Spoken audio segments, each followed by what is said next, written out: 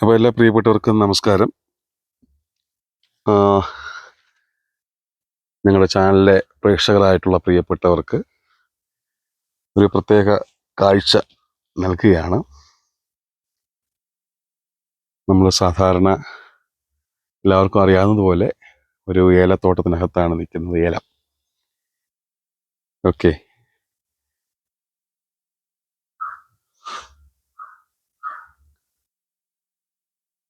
അപ്പോൾ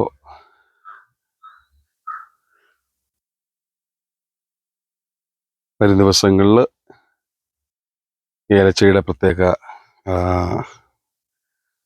കാര്യങ്ങളൊക്കെ നമുക്ക് വിശദമായിട്ട് നമുക്ക് മനസ്സിലാക്കാം.